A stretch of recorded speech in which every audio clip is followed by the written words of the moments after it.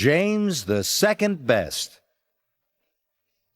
James and Edward are engines of the same size. They both have black funnels, buffers at the front and tenders at the back. And they are both engines on Sir Topham Hatt's railway. One morning, Sir Topham Hatt brought a photographer to Tidmouth Sheds. "This year, there is to be a holiday poster for the railway," Sir Topham Hatt said, "and I need an engine to be on the poster."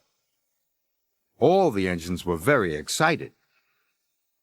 James was sure his photograph would be taken. "I will look wonderful on the poster," thought James. "The engine on the Sodor Railway poster will be Edward," announced Sir Topham Hatt. Edward was delighted. But James couldn't believe it.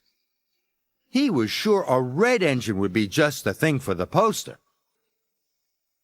The photographer tried to take a picture of Edward, but James got in the way. "James, leave the shed now," ordered Sir Topham Hatt. James puffed sadly away. Soon the posters were seen all over the island.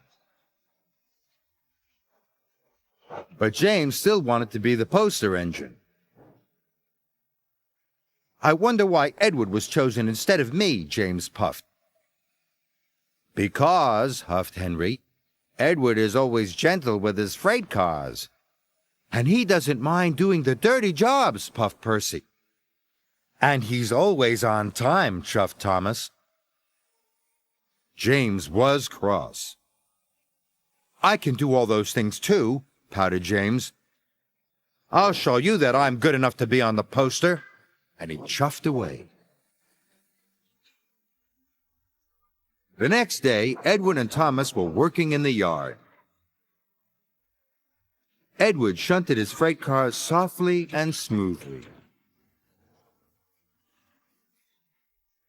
When James arrived, he shunted his freight cars softly and smoothly too. "See, I can be gentle just like Edward," puffed James. "I am good enough to be on a poster." "Edward finished a long time ago," teased Thomas. "He's already delivered his coal. That's why he's the poster engine." James wanted to be as good as Edward, so he raced off to collect his coal cars. James delivered dirty coal cars all afternoon. He became greasy, grimy, and grubby, and his bright, shiny red coat was soon covered in coal dust. "See," puffed James, "I can get just as dirty as Edward. I am good enough to be on a poster." But James was so dirty it took a long time to get him clean. James was soaked and scrubbed. They even brushed behind his buffers. "Your gentle shunting and getting dirty has made you late for your passengers," puffed Percy cheekily. "Edward is always on time. That's why he's the poster engine." Then James had an idea. "If I take Gordon's express line instead of the branch line," he thought, "I will arrive before Edward and collect my passengers first. That will show everyone I'm good enough to be on a poster." So James puffed onto Gordon's line. Then he raced across the countryside. James rattled over bridges and clattered through tunnels. He really wanted to get in front of Edward.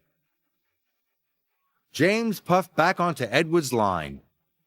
"It worked," laughed James. "I'm first." Suddenly, the signal turned red. James applied his brakes and screeched to a halt. But Edward couldn't stop in time.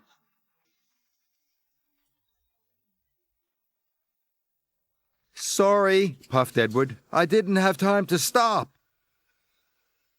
"Don't worry," moaned James. "It was my fault for pushing in."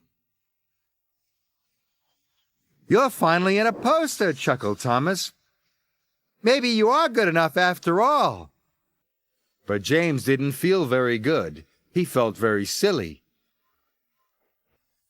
Soon, Emily arrived with Sir Topham Hatt.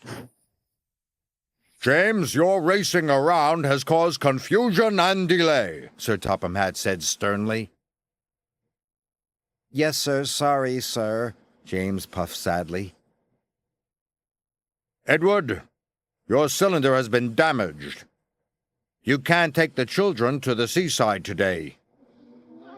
The children at the station were very sad. But we wanted to ride on the poster engine, the children cried.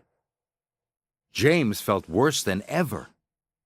Please, sir, James puffed. If I was a back engine, all the children could still ride on Edward. What a wonderful idea, said Sir Topham Hatt. Edward and his passenger cars were very heavy, but James pushed them slowly to the seaside. His pistons pumped and his axles ached, but James pressed on.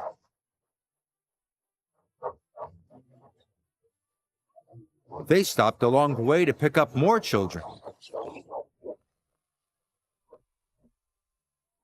It's Edward, the children cheered. And look at James. He's pushing him. Isn't James a grand engine for being so kind? James was so proud it made his boiler bubble.